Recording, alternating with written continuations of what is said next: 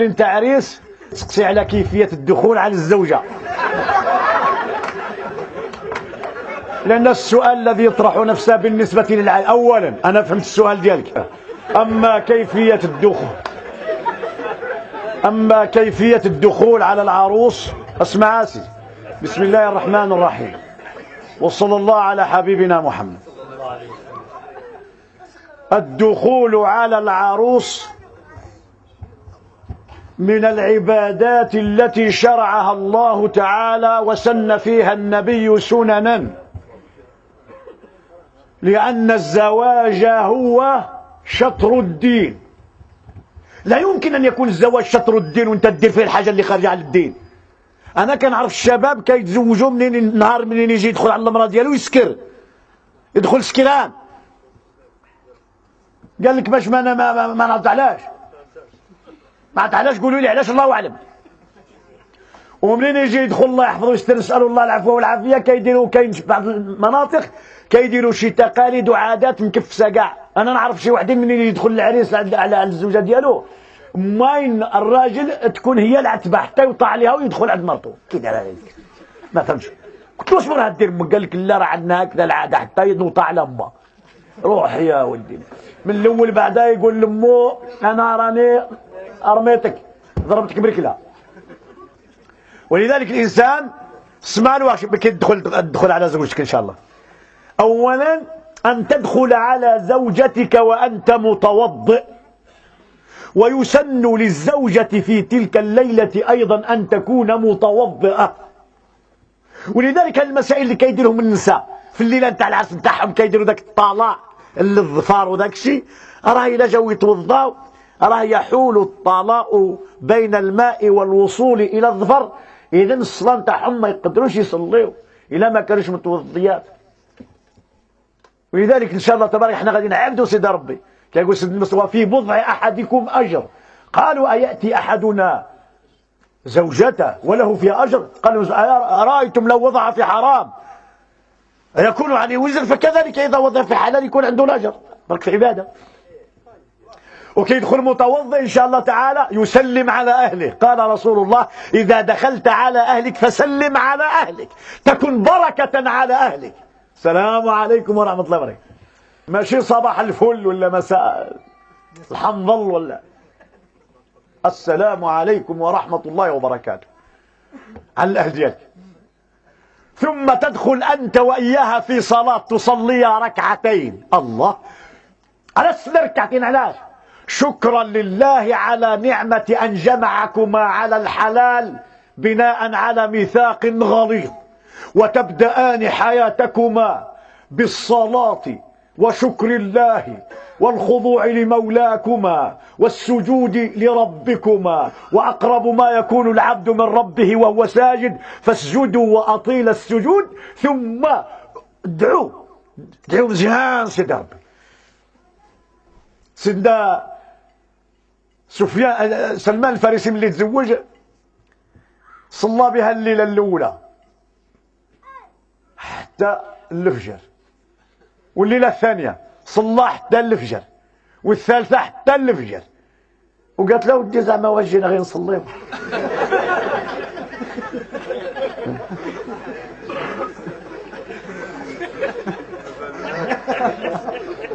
فاطمة بنت رسول الله لما تزوجت عليا فدخل عليها علي فصلى بها ركعتين، صلى فقامت تصلي.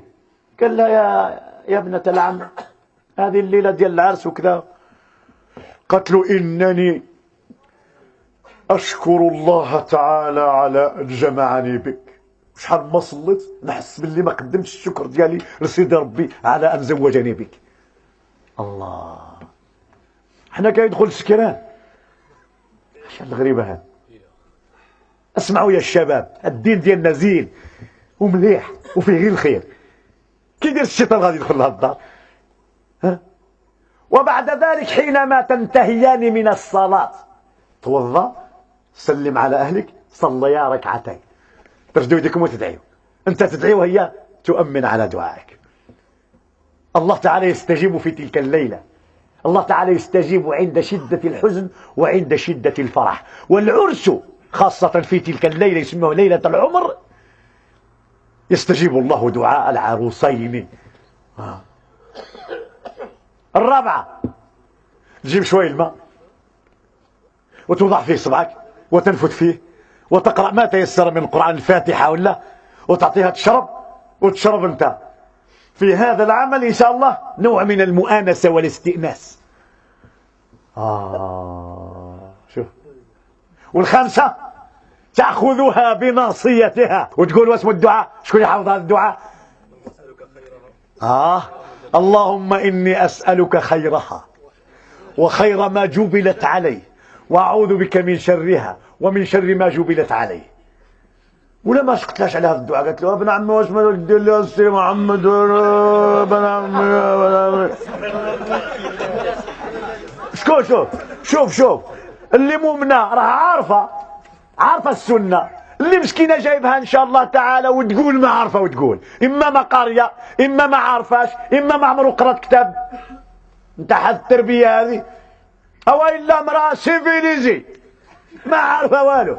هذيك اللي يجي عندها الراجل ويركب يدير على ركابي ويقول لها بغيت نتزوجك، ما كاين لا خطبه. هذه غادي تعرف لك واسمو هذاك الشيء، تقول لها اللهم اني اسالك، تقول لك بنعم اسمها ردتني انا بقراول. ما عارفاش. اذا كانت هذه المراه بحال هذا الشكل ما ديرهاش هذيك. واش ما دير؟ ادعي في خاطرك يا ربي هاد العفريته اللي سلطت عليا غير في خاطرك راه تسمعك، ربي راه يسمع، راها ما عرفاش السنه يا ربي وتبليت بها ما نعطيك الصراط لي حتى تلاقيت معها. يا ربي سلكني من جرتها وشرها، ويا ربي كثر فيها الخير وقلل فيها الشر، لعل وعسى هذه السفينه تمشي ان شاء الله وتريقل. اضحك الله يسنكم، هذه السنه اضحك الله يسنكم. ومن بعد واش غادي دير؟ المداعبه. قال تعالى نساؤكم حرث لكم فاتوا حرثكم أن شئتم وقدموا لأنفسكم واتقوا الله واعلموا أنكم ملاقوه وبشر المؤمنين. شوف، قدموا لأنفسكم أي قبل المباشرة أن تقدم بين يدي المباشرة رسولك إليها ورسولها، واسمها التقبيل والمداعبة والمؤانسة واختيار الأماكن الحساسة التي تجعل الزوجة تطمئن إليك. كيقول لك النبي صلى الله عليه وسلم ما تطيحوش على النساء نتاعكم بحال الجمال. هذا الدين ديالنا هذا. كاين اللي يقول لك التربية الجنسية هذو ما عارفينش باللي الإسلام فيه. شوف سبحان الله، ربي كيقول وقدموا لأنفسكم، أي قدموا لأنفسكم من الوسائل المشروعة ما يجعل تلك العملية عبادة لتحصنك وتحصنها. ايوا راك تدعم واش خصك تقلعوا الكسوة. واحد يقول لي ما تقلعش الكسوة وكذا، ليه علاش ما تقلعش الكسوة؟ كيقول لك النبي صلى الله عليه وسلم استر عورتك إلا من أهلك. وكان رسول الله يغتسل غسل الجنابة مع عائشة في إناء واحد فليس بين الزوج والزوجة عورة. فهم واحد مساكن يسقسم يكونوا مغطين شي ليزار وهذاك هذا الأحسن.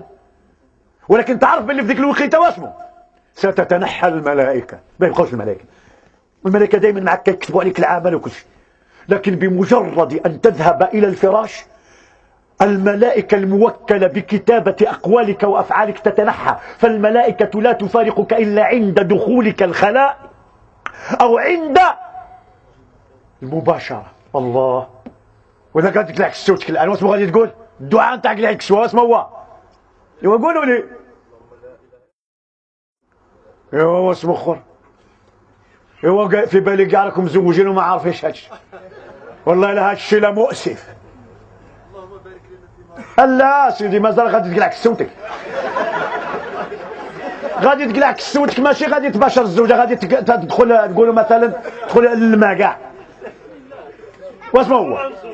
لا، بسم الله الذي لا إله إلا هو. قال رسول الله: من السنة إذا خلعت ثيابك أن تقول بسم الله زيد الذي لا إله. علاش؟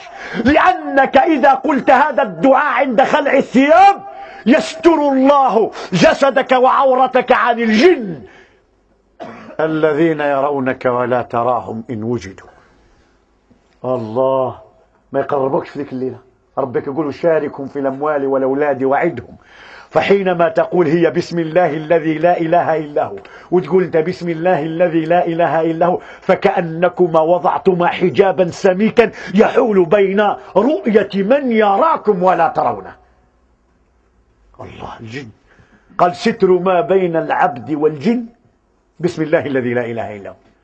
زيدوا من بعد: إذا أردت المباشرة أنا تقول الدعاء على المباشرة. هو الدعاء على المباشرة زين بسم الله.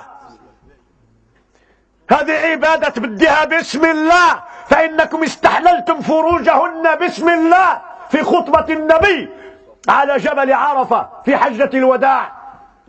اتقوا الله في النساء فإن كن استحللتم فروجهن بسم الله. تقول بسم الله ثم تقول: اللهم جنبني الشيطان. زيد: اللهم جنبنا الشيطان وجنب الشيطان ما رزقتنا. سابعا: ألا تستعجل لفض البكارة. لا تستعجل لفض البكارة. كان اللي يوقفوا عند الباب ويقول له: أما زال ولا أما زال.